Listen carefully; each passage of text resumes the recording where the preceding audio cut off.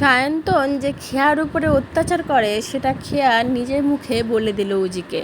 এবার তো সায়ন্তনকে কে বাঁচাবে সেটাই দেখার। সায়ন্তনের দুর্ভোগের পালা এবার শুরু হয়ে গেল। পুরোটা জানতে ভিডিওতে লাইক দিয়ে চ্যানেলটা সাবস্ক্রাইব করে দেখতে থাকুন। খেয়া ঋষির ঘরে এসে কান্নাকাটি শুরু করে দেয়। তখন উজি বলে, খেয়া আমি সবটা জানি যে সায়ন্তন তোমার উপর টর্চার করছে, কিন্তু তুমি নিজের মুখে কেন বলছো না? তুমি বলো সবটা, বলো আমাকে সায়ন্তন কি কি করেছে তোমার সাথে, কি বলে শাসিয়েছে তোমাকে। তুমি একদম ভয় পেও না খেয়া, আমি সবটা সামলে নেব। তুমি দেখো সায়ন্তনের অবস্থা আমি কি করি, ওকে চরম থেকে চরমতম শাস্তি দেব আমি। এই বলে খেয়ার চোখের জল মুছিয়ে দেয় উজি। যাক, এতদিনে খেয়া যে নিজের মনের কথাটা বলেছে, সত্যি কথাটা বলেছে, সেটাই অনেক।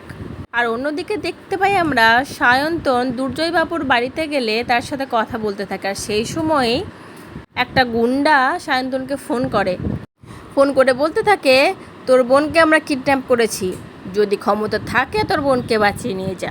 আর এই কথাটা শুনে তো সায়ন্তনের চোখে প্রথমবার ভয় দেখলাম আমরা। আর অন্যদিকে উজি ওই গুন্ডাটাকে বলতে থাকে, ভালোভাবে ফোনে কথা বলো, সব কাজ ভালোভাবে করো, ওই সায়ন্তনকে আজকে আমরা ধরবই, সায়ন্তন যেন আজকে ধরা পড়ে। গুন্ডাটা বলতে থাকে, সমস্ত কাজ ঠিকঠাক হচ্ছে ম্যাডাম, আপনি চিন্তা করবেন না। তো বন্ধুরা, সায়ন্তন এবার ধরা পড়বেই। উজি যেভাবে কোমর বেঁধে লেগেছে, যেভাবে প্ল্যান করেছে, আর তার সাথে তো নিশা হাত মিলিয়েছে। এবার সায়ন্তনকে কে বাঁচায়? আমরা সবাই চাই সায়ন্তনের ফান্ডা 4 কত তাড়াতাড়ি হয়, তাই তো? পর্দা ফাঁস পর্ব সায়ন্তনের দেখার জন্য তোমরা রেডি হয়ে যাও। তো আজকের পর্বটা কেমন লাগলো কমেন্ট করে জানিও। পরবর্তী আপডেট নিয়ে তাড়াতাড়ি আসছি। ধন্যবাদ।